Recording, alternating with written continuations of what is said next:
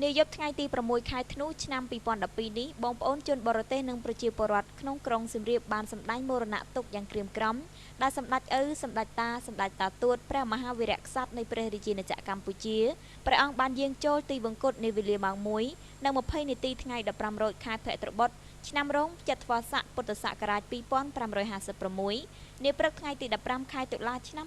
2012នៅក្រុងប៉េកាំងនៃសាធារណរដ្ឋប្រជាមានិតចិនដែលទទួលបានការណែនាំរបស់រាជរដ្ឋាភិបាលហើយនោះយើងបានសង្កេតឃើញថានៅទូទាំងខេត្តសៀមរាបតាមទីវត្តអារាមមន្ទីរអង្គភាពស្ថាប័នគ្រឹះស្ថានសិក្សា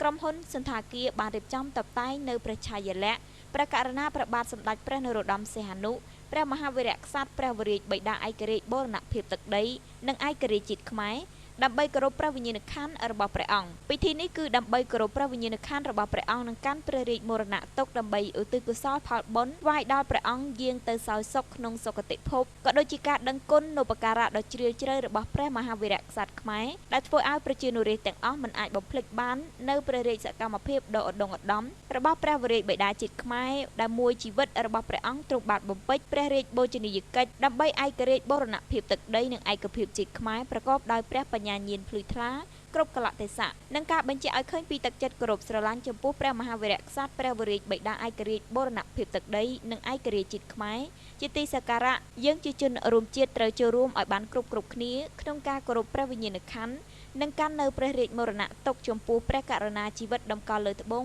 នៃយើង